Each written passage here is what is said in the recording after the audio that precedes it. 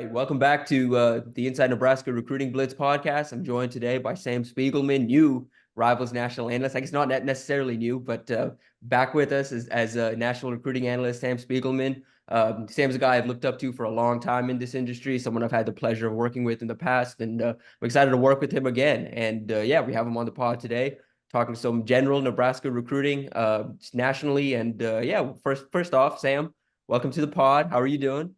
I appreciate you having me, Tim. Likewise, that we've had a lot of great experiences working together in the past. I'm excited to be back at Rivals, and obviously that opens the door to work with a lot of people that you get along with and see eye to eye with, and that includes you. So yeah, no, I think I don't get a chance to talk about a lot of the Nebraska really, so I'm pretty stoked for this. Yeah, yeah. Yeah, we wanted to talk, Sam's going to be covering the country for Rivals, but currently based in Austin, currently based in Texas. And so, making the rounds out there. So we figured we'd touch on, some of the guys Nebraska's working on down in Texas. One that's at the top of everyone's minds right now, Michael Terry, Nebraska loves him at receiver. Nebraska's been in that recruitment for a long, long time at this point. When I first got back onto the Nebraska beat, and I was talking to sources about Michael Terry, the word I had heard was if anyone can pull him out of the state of Texas, it's going to be Nebraska. Now, I don't think that's necessarily the case anymore. He just went to Oregon last week, had a good time out there. Oregon's made a big impression. A couple of their national programs are working on him. For a long time, it felt like Texas was a school to beat. That's not necessarily the case anymore. It's a little muddy. On your end, Sam, kind of what are you hearing of this recruitment? Where do you think Nebraska stands? And kind of what is your impression of Michael Terry, the player? Yeah, I think this is the obstacle that Matt Rhule and this Nebraska staff faces a lot, especially in the state of Texas in particular, or across the South, but namely Texas, because that's kind of what you and I are familiar with, Tim. They are great evaluators. They are able to get early offers in and build really strong relationships. But then when the rest of the country kind of follows suit, whether that's again a matter of weeks or sometimes months, it depends on each case is different. I think Nebraska is sometimes hard for them to stay afloat. In this particular case, obviously, I think I think Michael is a little bit more of a different kind of kid. And I think those relationships still weigh heavy on him. And I think that's going to, I think there's a reason why Nebraska will probably have a seat at that final table with Michael Terry. I think that Oregon has worked very hard to get into the thick of this recruitment. I think like you said, they're the other out of state program I'm really keeping an eye on. We talk about Coach McGuire being a part of this recruitment. I think Texas Tech is another in-state team that is quietly very much involved in this recruitment, along with Texas, which he's going to get an OV for in a couple of weeks. And then Texas A&M, from my conversations with Michael, that's the team that I got the sense was at different points this offseason probably recruiting him the hardest. He's been able to get to College Station a few times, and we got to remember now this new staff, this Mike Elko staff, this Holman Wiggins staff, his background from what he did at Alabama and the way he recruited the state of Texas. I think A&M is recruiting, especially receivers, at just a different clip right now. So Nebraska has its hands full with the competition, both out of state and within the state of Texas. For sure. And Michael's a guy that can play a bunch of different positions. He's being recruited a bunch of different positions. We've heard like Oregon kind of talk to him about a hybrid running back, wide receiver type role. Nebraska's looking at him at receiver. Texas A&M's looking at him at receiver. Texas has him, at a couple different spots. Based on your impression of him, kind of where do you think he projects best at the next level, and what kind of role do you think he wants to play at the next level? Yeah, obviously from the high school level, what he likes to score, he likes the ball in his hands, and I think he's going to naturally gravitate toward offense. I mean, you've seen him, we've all seen him in person, and he's a first off the bus kind of guy. I can't help but think that in college football that is dominated by offense, you wouldn't put someone with his skill set on the offensive side of the ball, and he's a jumbo receiver, a flex tight end. I don't think there's much that you can do. I think offensive coordinators should be chomping at the bit with someone like Michael, who has that athleticism, that downfield speed. He's been tearing it up at track this entire spring. But with that size and that receiving ability to not use him on offense, I know, like you mentioned, Texas, I think, was trying to sell him on playing safety. And listen, he'd be a really big athletic safety out there. But you know what? I kind of lean on what you already seen from him, and I think what he's already shown on offense, and obviously with the physical attributes, he just projects really well on that side of the ball. For sure, for sure. And yeah, we've heard as well, something that's kind of affected Texas is like you said, they've looked at him at safety, and with the way Texas is recruiting receivers right now, he's just lower on the board for them compared to some of the other receivers they're in on. Kind of talking receivers. Another one Nebraska had on campus recently. They had Emmanuel Choice up for an official visit for the spring game. Nebraska's battling a couple of programs. Oklahoma's been the one that I keep hearing is the biggest threat there. What are you hearing on Emmanuel Choice and kind of what, again, like skill set wise, what do you think he brings to the table?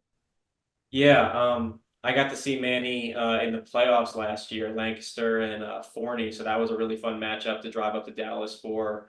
And I was really impressed with him, being a part of a really star-studded offense. And with Kevin Lacey, who, a one-time Nebraska commit that eventually signed with Missouri, with him getting injured in the first quarter, I thought Manny really stepped up and became, the go-to receiver on. He scored 2 touchdowns in the first half of that playoff game before the offense kind of faltered. So. Listen, from a physical standpoint, I think there's a lot to like. I think he's a true X receiver. He can work on the perimeter. He's like every bit of 6'3", and that was the last time I saw him. And like I said, in November. So I know that he's been continuing to put on good weight, and I really like how he's able to work and operate and maneuver on the outside, which I think is a little bit of a rarity in this class. When you see guys like DeCorian Moore and Jamie French, who are 5-star talents, and no, but those guys are either downfield threats or playmakers. I don't know if they're naturally these true perimeter type of receivers like a Manny Choice. You talk about Nebraska already got him on campus for an official visit. I think that was a great first step for Nebraska, and I think like similar to Kiwan, Nebraska's in there early, and I think that obviously they're challenging for his commitment. But that he still has a busy summer ahead. You talked about USC. You talked about Texas A&M. You have Missouri. And also Oklahoma. I think those are all threats with him. I mean, you're talking about some of the best offenses in the country that obviously when you're a receiver, you kind of think about who can get me the ball, where can we make the most noise. Missouri was able to pull a rabbit out of the hat getting Kiwan over Ole Miss and Alabama last year. So I'm not going to discount what they got going on at Missouri. Obviously, Lincoln Riley has come into Texas and recruited some of the best receivers that there is. And I think that they've liked Manny for some time. And then Oklahoma, like you said, Emmett Jones has done this quite a few times in the Metroplex, and I think he would love to get someone like Manny Choice. They've been looking for receivers in this class as well. So I think Nebraska, it's another situation where Nebraska has his hands full. For sure, for sure. In this recruitment, I think based on what and talking to him and kind of evaluating some of these contenders, what do you think is most important for him as he's evaluating these options? You know, uh, And then we should also throw Texas A&M into that hat. I would say with the lack of with the lack of in-state contenders besides A&M, it doesn't seem like proximity to home is ultimately the deciding factor, which is obviously why you see schools like USC and Nebraska and Missouri battling here. I think he's just looking for an opportunity to kind of display his skill set, like I said, like most receivers are. For Lancaster, which is known for these running the ball, and he's comes through with some big plays every now and then. I think he would love to get more volume and go to an offense that he sees succeeding. So you have to consider the Dylan Raiola factor at Nebraska. Can that offense take it up? Is he a believer in that process over there, or does he see schools like USC and Lincoln Riley's offense, or Oklahoma and Missouri and those offenses? What is he most intrigued by? Where does he see the blueprint for him to ultimately succeed? Probably sooner rather than later in today's college football. For sure. Makes sense. And yeah, one last receiver, we'll touch on him briefly just because, we texted back and forth about him a little bit. Nebraska at one point was, or might still be, in that top 3 for Quanell X Farrakhan Jr. But you've seen schools like Colorado and Arizona State kind of surge as of late. Both schools are going to get him on OVs in the next couple of weeks. Do you think Nebraska's still in that mix for Quanell, or are they out? I've kind of maintained on our board, whenever I've written about him, that I think Nebraska's a long shot. I've always felt like Bama is a school to beat there. But Nebraska being in the top 3 and potentially getting an official visit for him was still, a major deal. Now, I don't think necessarily Nebraska is as comfortable, potentially getting that OV as they previously were. Yeah, I think the biggest catalyst here was him not showing up for that big spring weekend. They were getting some of their top receivers on campus, and him electing not to show for that week. I mean, it's very, as you know, it's very Quanell. He marches to the beat of his own drum more than and probably any other receiver in this class. So I think by not showing up, I would never say that Nebraska is out for a lot of the reasons we've talked about to some of these other kids. Is obviously Coach McGuire does a fantastic job, and Coach Rhule and co have been on him for such a long time that I don't think Quanell is ruling any teams out at this point. I do think the way that this recruitment has matriculated, Alabama, Miami, Texas A&M have kind of jumped to the forefront, and now you have more schools entering the mix. I think that momentum that Alabama had is obviously quickly faded. I think it started to quickly fade when he got the A&M offer. It gave him a lot more to chew on. And now you see, obviously, with Hines Ward and Arizona State picking up momentum. You see anytime Deion Sanders is getting involved, it becomes a little bit more interesting. I just think this recruitment is going to continue to take those twists and turns. Nebraska not out, but definitely maybe on the outside looking in that top group. But that top group always seems to be ever changing over there. For sure. And that's a recruitment, at least, I've gotten to read, and you and I have known Quanell for a couple of years at this point. We've been covering him since he was like a freshman in high school at Grand Oaks. But we've seen him for so long. This feels like a recruitment that's probably going to go the distance. Even if he does make a summer commitment of some type, this is one that schools are going to continue to pursue pretty much until the end. And outside of that, we touched on Texas a lot. And I think one thing I wanted to ask you about, I guess, is Nebraska's kind of shifted their strategy from year 1 to year 2 of Matt Rhule in terms of recruiting. They're now starting to spot recruit Texas a little more or a little bit instead of, I think they were invested heavily that first year, just trying to use the relationships they had from Baylor, obviously Garrett McGuire and the relationships he has in Texas, or in Dallas specifically. But you're starting to see them kind of pull back a little bit. They're spot recruiting specific schools. They're really heavy at Shadow Creek. They're really heavy in some of the Dallas ISD schools. They've made an impression at Lancaster. They made an impression at South Oak Cliff. Do you see, Nebraska down the line with the staff eventually getting to a point where, they've got a consistent pipeline out of Texas? Or do you think this strategy of, now we're just going to spot recruit and try and build pipelines out of individual powerhouses is a better strategy for them? To me, I think it all comes down to can you start a pipeline? It takes, if you're going to go out of state, because Texas is so unique. I lived in Louisiana for 12 years. So when LSU had an offer, and a kid went there, that was a dream school. So there wasn't much competition unless, they had an Alabama or a Texas or, a Georgia offer. With Texas, it's so unique because, you have the Texas offer, the A&M offer, the TCU offer, the SMU offer, the Houston offer, the Texas Tech offer, the Baylor offer, you name it, and I'm excluding a lot of prominent universities continuing. To go out of state, Ohio State has done it, I think, the best in Texas. Obviously, Garrett Wilson doing it. Jackson Smith and Jigba doing this. Obviously, all the names are escaping me. Baron Browning, they had a bunch, yeah. Baron Browning, yeah. I'm trying to think. The running back, Travion, yeah. Oh no, Travion. J.K. Dobbins and Dobbins, exactly. Yep. All these are at the tip of my tongue, so I'm trying not to lose sight. But when you establish the pipeline, you have the success doing it. It makes it easier to make that leap. With Nebraska, you can sort of say Dylan Raiola, you can sort of say Bear Tenney have Texas ties, but until if Kewan Lacey would have went there and had a lot of success as a freshman, I think that would have been a catalyst for them recruiting this next cycle. But I do think when you have that many members on your coaching staff that have those relationships, I think that is kind of what you're talking about with that spot recruiting. They're going to go where they're going to be able to get some booms and some success.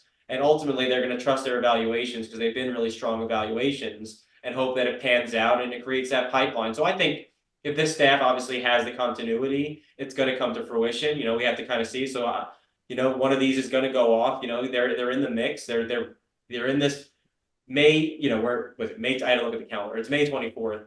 But this is crunch time in recruiting. June is crunch time. So I think that if they're able to kind of get a big commitment, hold on, and establish some success, that pipeline will be there inevitably. For sure. And something you kind of touched on at the beginning of this that I think factors in for Nebraska and why, their strategy has shifted is they've seen, they'll get involved early with a Texas, and you know how it works. You get involved with a Texas kid early. all the in-state schools will start to take notice. The regional schools will start to take notice. That doesn't necessarily happen. Like Nebraska will go out and find they just did it in 2025. They found the guy Tanner Turch out in Littleton Heritage. No offers outside of Army. They went and offered him, got him on campus a week later, got him to commit. You can't do that in Texas. You offer a kid, that has no offers that you feel you found a steal in. Within a week, Texas Tech is in there, Baylor's in there. All of these schools are in there. It's tough to find and hold on to guys in Texas. You're exactly right. Offers are infectious out here. Infectious. I For mean, sure. everyone wants to be first. So even when Nebraska does it, you obviously win over the kid, you win over mom and dad. A lot of times you win over the high school coaches if you're the first to believe. But ultimately, in a lot of these cases, there's just other offers that they're chasing down the road, which is just the truth of the matter when you're an out of state school like that. For sure, for sure. And yeah, man, to close this out, take a walk back down memory lane, just talk about some guys currently on the roster that you've had the opportunity to cover over the last few years. The one we touched on a little bit earlier, Dylan Raiola, started his high school career down in Texas, and you've seen him a couple of times. Obviously spring, there's a lot of hype about him. He kind of lived up to the hype in the spring game, had a pretty good performance out there. What did you see from him early on, and kind of what do you think makes him so special? I kind of the way he carried himself, I think it was kind of telling about him. I've been very fortunate enough to see a lot of these quarterbacks that are now starting or have started, and now they're starting in the NFL and starting in colleges across the country, and they kind of carry themselves in a different way. You can kind of tell who's a real one and who isn't. And I think Dylan has always kind of known like who he is and what he was going to accomplish. So I think that's really I think it was really telling in how he composed himself. But from a physical standpoint, I mean, he can launch it, man. He had an absolute missile. It was the physical gifts were all there. I seeing him so early on, you never want to cast judgment or create unreasonable expectations for a young kid, but he kind of checked all the boxes that you love to see. I'll tell you the two most telling, first looks I've ever had at quarterbacks were Quinn Ewers and Dylan Raiola, and both obviously were either number one in the country or number two in the country. I don't forget where Dylan finished, but certainly I thought then seeing him in Elite 11, I thought he had a really good, really compelling case for MVP, and if not, obviously being in that elite top tier, he showed that without hesitation. You love to see the growth and the maturity from freshman to senior. So that was certainly noticeable, and I think like any recruitment in 2024, it comes with all the off the field chatter, and he certainly wasn't immune to that. And for him to go enroll at Nebraska and then have a terrific spring and kind of drown out a lot of that outside noise, it's a lot harder to do than it's a lot easier to say than to do. And I thought he did that really effectively. Doesn't surprise me one bit because, like I said, he's that same kid with bravado that I saw 5-6 years ago, and I think the world of him, and I think he's going to be a huge success for Nebraska. For sure. Given the way his high school career went, and I've had to explain to people, I don't think while his path wasn't traditional, I don't think there are as many red flags there with the amount of schools he went to in high school as, someone, that we've seen in the past, that is a red flag when a guy goes to 4 or 5 different schools. I tried to explain that, hey, with Dylan, it was just a special circumstance of the way, his high school career kind of went, and obviously the way he handled his recruitment as well. Go first committing to Ohio State, then there was some USC noise in there, then Georgia, and obviously finally Nebraska. He's been a vocal peer recruiter. He's been heavy on. He's been working with Michael Terry. He's on Dawson Merritt. He's on Cortez Mills. He's on some of the top targets Nebraska's after. Has that surprised you? The how involved I guess he's been off the field on the recruiting side of things, given how his high school and I guess recruitment went. No, I mean, it's he knows that he represents the future of Nebraska, and he also knows that he's the biggest selling point. We're talking about some of these receiver targets that Nebraska has, and what's the biggest question for Nebraska football going into 2024 is what is that offense going to look like compared to some of those contenders that they have, those competitors on the recruiting trail? You know what the Oregon offense is going to look like. You know what the USC offense is going to look like. You know what the Missouri offense is going to look like. The question is still about Nebraska, and Dylan is a big part of that, and probably a big part of the solution as well. So he knows that he can play this hand in recruiting. I remember when Bear Tenney recruited. We got to see him last year at Lucas Lovejoy, and now he's out in Arizona as well, or Colorado rather. And he wants to play with a former 5-star quarterback. That's what kids want. They want to play with a stud at the most premium position in all of sports. And Dylan checks those boxes, so I'm not surprised that he's doing the intangible stuff, the off the field stuff to maintain that level. For sure, for sure. Kind of touching on some of the other freshmen that you've had a chance to cover. Mario Buford had a good spring at Nebraska. Surprised some people, kind of worked himself into, especially with some of the DB injuries Nebraska had, kind of worked himself into the mix, into the rotation. Looks to have a good chance to play in the future. You covered him. You covered his older brother as well, Mark. So, kind of what's your impression of the Buford family? Obviously, they're very involved, very passionate. And what's been your impression of covering both those guys? I'm pro Buford family. I'm waiting for my autographed jerseys in the mail so I can hang them up behind me. I would love to get one for Mario. Mario, I think he just brings listen, I know it sounds cliche, it sounds whatever, but coming from a DeSoto program where the lessons that they instill in these kids, I think you're getting a kid that's not just ready to work or ready to hit the ground. He's ready to work. He is ready to grind. He's going to compete. He is going to do the extra mile. I think the program over there and Mario in particular, he kind of he checks again all these boxes as a corner. He's a cornerback with size. I've been able to kind of keep up with Mario a little bit. I've noticed he put on some great weight since he's been in Nebraska. He's a super smart kid. He's also a super smart football player, and I think he understands the opportunities with all those injuries, and I think he's attacked it from head on. I mean, he was playing really early at DeSoto, which is really hard to do with a team that produces D1 talent in the secondary and has returning stars with experience every single year. I just think that is he ready to play at that level? Maybe, maybe not. We'll see. But I think certainly he will be with time, with the way his body has developed at the high school level at various camps. I just thought he moved with that size. I thought he just moved so he kind of glides. He moves very easily. I kind of thought that he could play corner. I think he can also play safety with how physical he plays. He just always plays downhill, whether that's on the outside or he could play, like I said, in safety or even in that nickel. So you love the position flexibility. I just think that it'd be great for him to see the rotation early on, and I do think he'll be making a dent in that secondary before too long for sure.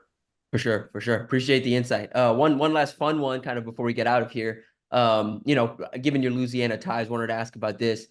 Trey Palmer, a guy that Nebraska was lucky enough to get for one final year, and he kind of, after an interesting career, I guess, at LSU is the best way to put it, or tumultuous career at LSU, transferred up to Nebraska, had a 1,000-yard season, got drafted, now playing for the Bucks, had a good rookie year for the Bucks.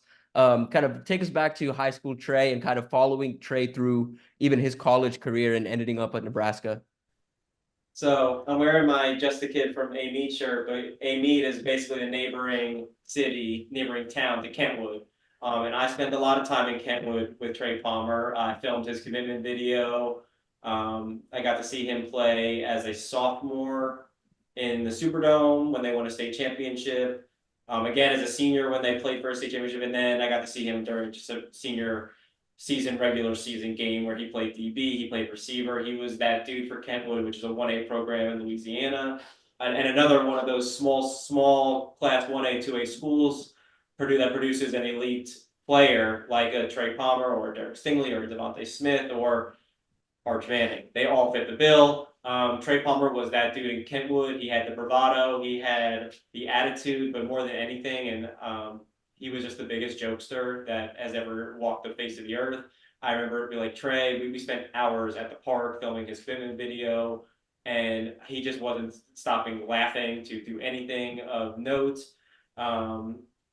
His career at LSU never really panned out. At the same time, he was a part of the Tangipahoa duo with Devontae Lee, who's now at Louisiana Tech, beat a cancer battle, unfortunately, but great, thank God he got through it. Both of them, they were supposed to kind of change because LSU had not had success recruiting that parish with guys like Ishmael Sopsher and Devontae Smith going elsewhere. Those guys going to LSU meant it a lot for that community and for the state. So for Trey not to have the success, or Devontae not to have the success in Baton Rouge was unfortunate for that storyline. But obviously what he did in Nebraska, and then what he's been doing in Tampa Bay has been so fun. I love watching him on Sundays. I still joke with his mom all the time. His little brother just graduated from Kentwood. They're just a fantastic family from a fantastic little football program. They're the Kentwood Kangaroos. I've been there more than a few times. Horrible Wi-Fi if you're ever in our shoes, but not surprised by any of this. And he's just been a joy to cover and continue to root for to this day. For sure, for sure. That's awesome. Well, that'll do it for us from the Inside Nebraska Recruiting Blitz. Thanks again to Sam for joining us today. And yeah, once again, make sure to like and subscribe. And yeah, we'll be back next week.